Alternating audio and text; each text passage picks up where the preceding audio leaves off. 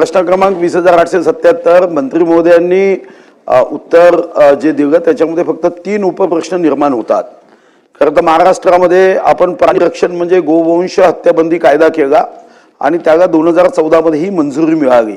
हा प्रश्न ज्या कारणाने उद्भवला आहे त्यामध्ये काही सुधारणा करणं गरजेचं आहे। मी शासनाचं मनापासून अभिनंदन करेन की त्यांनी आता पुरवणीमध्ये यासाठी 222 कोटी रुपयाची तरतूद केली।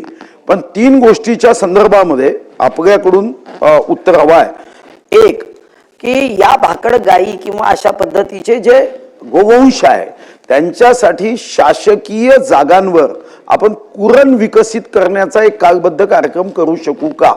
नंबर 2, 1961 ला जनावरांची संख्या किती होती आणि आज जनावरांची संख्या किती आहे या आधारावर त्यांच्या चाऱ्याचं नियोजन करण्याच्या दृष्टीने आपला विभाग काही कार्यवाही करणार आहे का।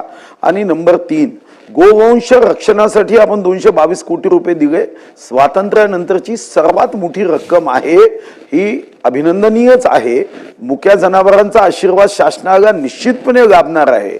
पण ज्या विषयावर हा प्रश्न उद्भवलाय तो की असे काही सीमांत गरीब शेतकरी आहेत का की ज्यांना जनावर पोसणं कठीण होतं, मग यासाठी आपण अशा विषयाला प्रोत्साहन देण्यासाठी काही अजून गोवंश पालन पोषणासाठी काही कार्यक्रम करणार आहात का। सन्माननीय ज्येष्ठ सदस्य सुधीर भाऊ मुनगंटीवार यांनी जो प्रश्न विचारले आहेत तिन्ही ते प्रश्न नसून चांगल्या सूचना आहेत आणि नक्कीच तीनही गोष्टींमध्ये सकारात्मक विचार करतोय। ऑलरेडी आपण कारवाई करतोय। जे भाकड जनावर आहेत त्यांच्या साठीच ही मुळामध्ये की गोवंश वाचवायचा असेल तर भाकड जनावर पाळणं शेतकऱ्याला कठीण होतं। त्यामुळे आपण एकमेव राज्य आहे जे एवढं अनुदान गोरक्षणासाठी देत आहे। देशामध्ये सर्वात नंबर 1 ला आपण देत आहोत। खूप चांगले ही प्रशंसनीय गोष्ट आहे आणि त्यांच्यासाठी जी शासकीय जमिनी आहे त्याच्यावर कुरण विकास करणं वगैरे हे कार्यक्रम आपल्या रुटीन प्रॅक्टिसेसमध्ये पण आपण करतो। आपण पावसाचा अंदाज घेऊन वगैरे चाऱ्याचं व्यवस्थापन करतो, त्याच्यामध्ये हे ऑलरेडी येतच आहे।